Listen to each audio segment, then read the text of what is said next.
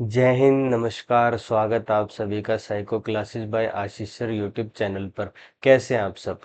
आज की वीडियो में हम एक नई शुरुआत करेंगे। डिसेबिलिटीज हम पढ़ेंगे जो कि हमारे स्पेशल एजुकेशन एग्जाम्स में अक्सर पूछी जाती है। अगर आप नॉर्मल एग्जाम्स की तैयारी कर रहे हैं तो वहाँ पर भी डिसेबिलिटी का पार्ट पूछा जाता है। तो आप सभी वीडियो को ध्यान से देखिएगा। अगर कोई डाउट हो तो कमेंट सेक्शन में ज़रूर पूछिएगा। हम अपने नॉर्मल जो हमारा टॉपिक्स हैं जैसे कि इंटेलिजेंस हम कर चुके हैं, ग्रोथ एंड डेवलपमेंट हम कर चुके हैं। तो अगर आपने वीडियो नहीं देखी है तो चैनल पर जाइए और वो वीडियो भी ज़रूर देखिएगा। वो आपके एग्जाम्स में अक्सर उनसे टॉपिक पूछे जाते हैं। तो आज की वीडियो जो हमारी है उसमें हम पढ़ेंगे आरपीडब्ल्यूडी एक्ट 2016 2016। ये हमारा पार्ट 1 है। ये जो टोटल वीडियो है हमारी वो 2 पार्ट में आएगी। आरपीडब्ल्यूडी एक्ट की अगर हम फुल फॉर्म की बात करें तो right to person with disability act 2016 में ये पास हुआ था।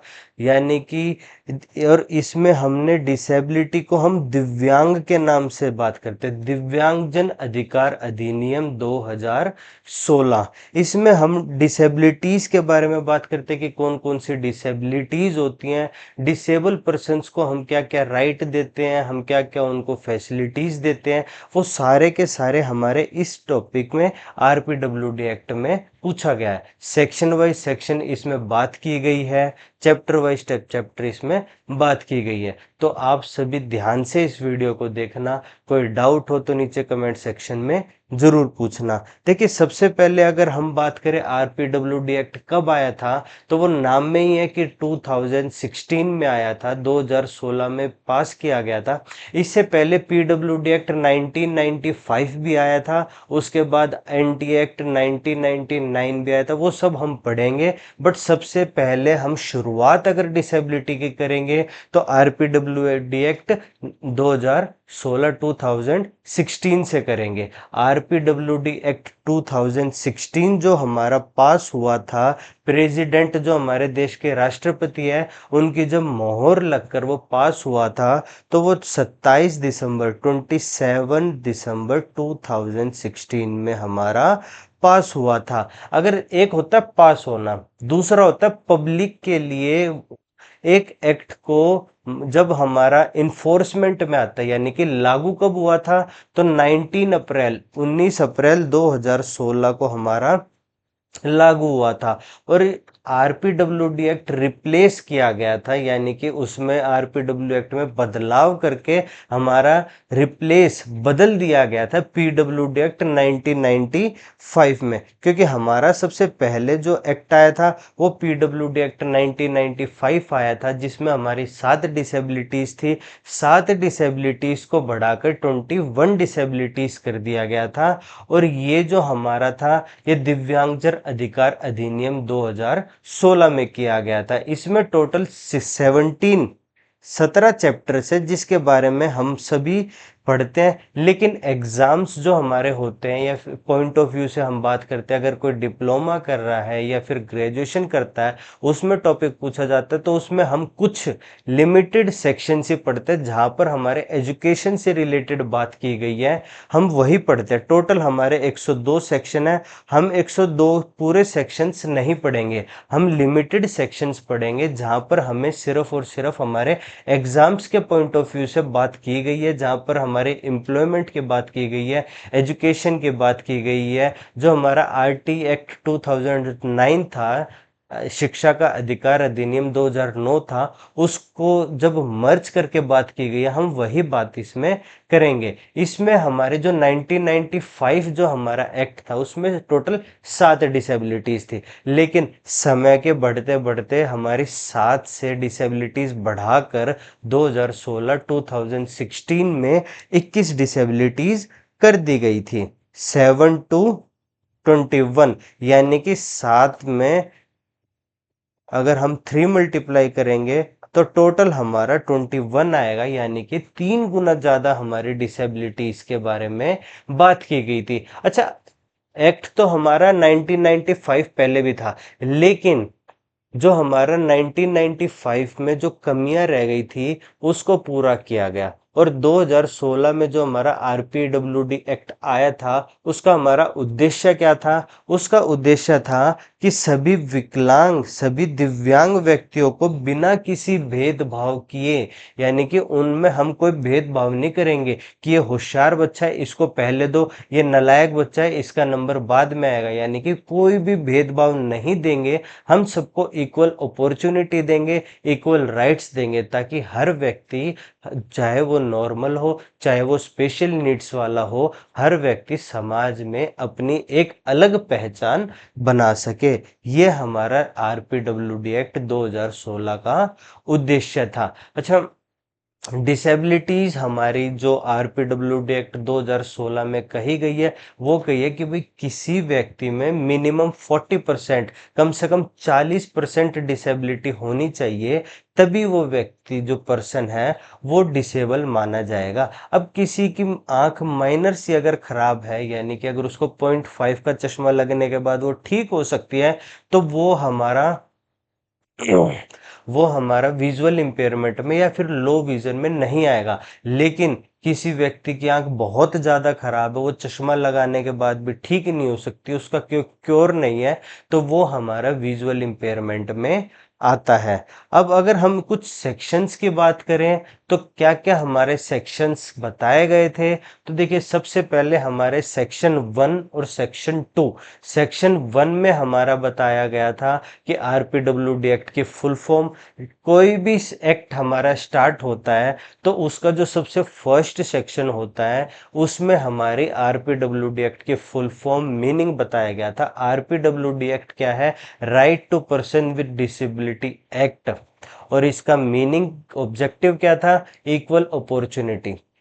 ठीक है। उसके बाद सेक्शन 2 में हमारी डिसेबिलिटीज बताई गई थी कि 7 से बढ़ाकर 21 डिसेबिलिटीज हमारी कर दी गई थी। अगर हम बात करें उसके बाद हमारा क्या आएगा, उसके बाद हमारी इक्वेलिटी की बात आती है। हम इक्वेलिटी किस में बात करते हैं? तो सेक्शन 3 के पॉइंट 1, यानी कि कॉलम 1 में हम कहते हैं कि जितने भी हमारे दिव्यांग, डिसेबल बच्चे होते हैं, उन सबको इक्वेलिटी, रिस्पेक्ट हमें देनी चाहिए। तो वो हमारा सेक्शन 3 का कॉलम नंबर 1 कहता है। उसके बाद अगर हम सेक्शन 4 की बात करें, तो सेक्शन 4 में कहा गया था कि भाई इस जो विकलांग महिलाएं और बच्चे हैं, उनके अधिकारों को सुनिश्चित करता है। क्योंकि हम देखते हैं कि कोई बच्चा अगर डिसेबल है, तो हम उसको घर के अंदर रखते हैं, घर के बाहर नहीं जाने देते, उसकी पढ़ाई नहीं कराने देते। तो सेक्शन 4 में लेडीज, जो हमारे वुमेन है और जो चाइल्ड है, उनके बारे में भी बात कही गई है। उसके बाद अगर हम बात करें सेक्शन 5 के कॉलम 2 में क्या कही गई है, तो विकलांग, person with disability have the right to live in community, यानी कि हर डिसेबल बच्चे को, हर दिव्यांग व्यक्ति को समाज में रहने का उतना ही अधिकार है जितना एक नॉर्मल पर्सन को रहने का अधिकार है। यहां तक बात क्लियर है? आगे चलते हैं। सेक्शन 6 हमारा कहता है कि the act provide protection to person with disability act, यानी कि जो हमारा right to person with disability act है, वो प्रोटेक्ट करता है हमारे डिसेबल, हमारे दिव्यांग व्यक्तियों को क्रूरता, यातना देने के लिए और अपमानजनक व्यवहार जो हम करते हैं उनसे बचाने के लिए। हमने सेक्शन 1 में कहा गया है आरपीडब्ल्यूडी एक्ट की फुल फॉर्म, उसका ऑब्जेक्टिव। सेक्शन 2 में डिसेबिलिटी, सेक्शन 3 के 1 में कहा है कि हमें रिस्पेक्ट देनी चाहिए, इक्वेलिटी रखनी चाहिए। सेक्शन 4 में कहा गया है कि जो हमारी वीमेन हैं और जो बच्चे हैं, उनको प्रोटेक्ट करना चाहिए। सेक्शन 5 के कॉलम 2 में कहा गया है कि उन्हें इक्वल कम्युनिटी में रहने का अवसर देना चाहिए।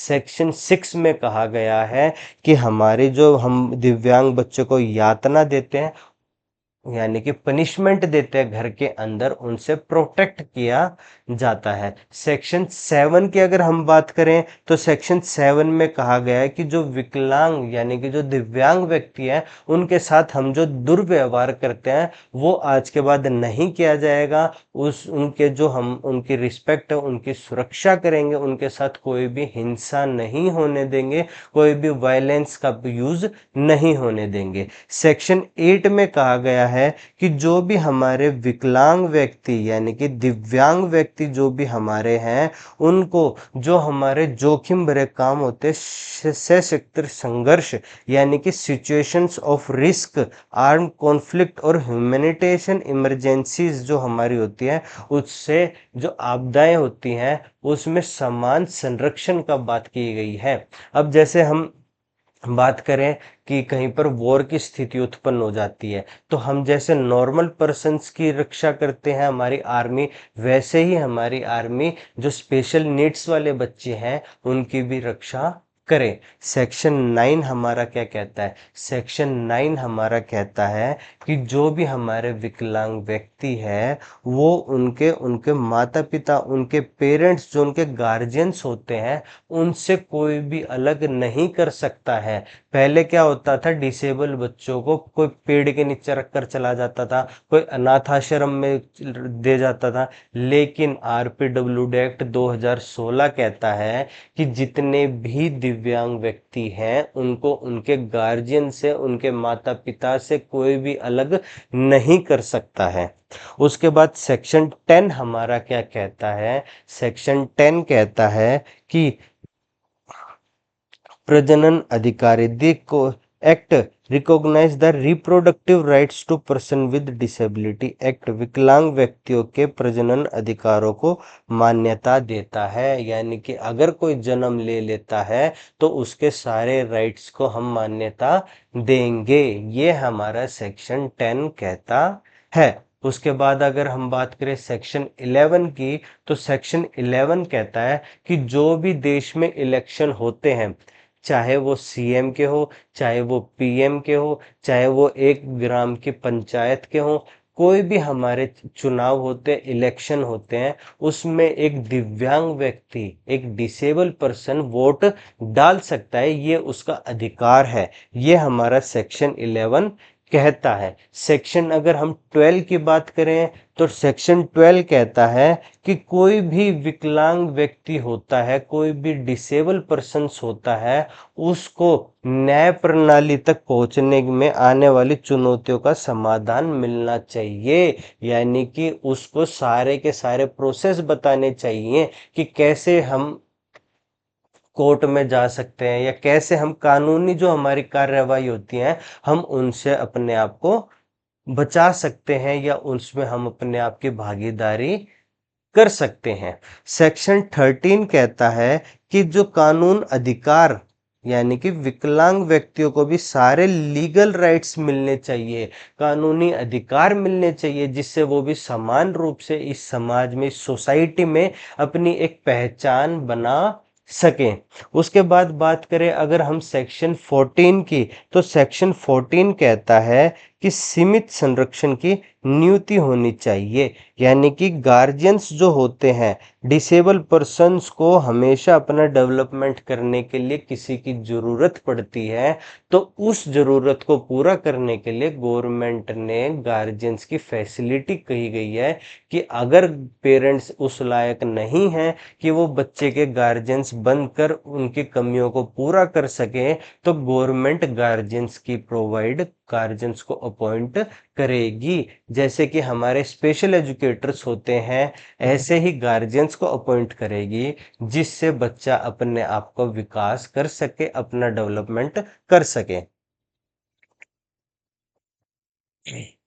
उसके बाद अगर हम सेक्शन 15 की बात करें तो सेक्शन 15 कहता है कि विकलांग व्यक्तियों को रिक्वायर हाई सपोर्ट, उच्च आवश्यकताएं जो उनकी होती हैं उनको पूरा करने के लिए, यानी कि जो उनकी रिक्वायरमेंट्स होती हैं उनको पूरा करना चाहिए। इसमें हमारी स्टेट गवर्नमेंट, हमारी सेंट्रल गवर्नमेंट और गार्जियंस जो होते हैं हमारे, वो उनकी सबकी सहभागिता जरूरी होती है। उसके बाद हमारे सेक्शन 16 क्या कहता है? सेक्शन 16 कहता है कि जो भी हमारे डिसेबल पर्सन्स होते हैं, जो भी हमारे विकलांग व्यक्तियां होते हैं, उनको शिक्षा का अधिकार भी मिलना चाहिए। शिक्षा का अधिकार हर किसी का एक राइट होता है, चाहे वो डिसेबल होता है, चाहे वो नॉर्मल हो, शिक्षा का अधिकार हर किसी के लिए होता है।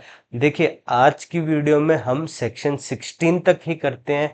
सेक्शन 16 के आगे हम अपनी अगली वीडियो में पढ़ेंगे, जहां पर हम अपने राइट टू एजुकेशन एक्ट है डिसेबल पर्सन्स के लिए, जो आरपीडब्ल्यूडी एक्ट 2016 कहता है, उसको और अच्छे से पढ़ेंगे। तब तक के लिए बाय बाय। अगर आपका कोई यहाँ तक का डाउट है तो आप नीचे कमेंट सेक्शन में जरूर पूछिएगा। अगर हम सारे ही सेक्शन एक ही वीडियो में कवर कर देंगे तो आपका भी डाउट क्लियर नहीं होगा, ना आप अच्छी तरह समझ पाएंगे। इसलिए हम थोड़ा थोड़ा पॉइंट बनाकर समझेंगे, जिससे कि आपको भी अच्छी तरह समझ में आए और आप अपने एग्जाम्स में भी कोई गलती ना कर पाए। अगर कोई डाउट है तो कमेंट में जरूर पूछेगा। मैं मिलता हूँ आपसे अगली क्लास में। तब तक के लिए बाय बाय। अपना ध्यान रखिएगा। जय हिंद।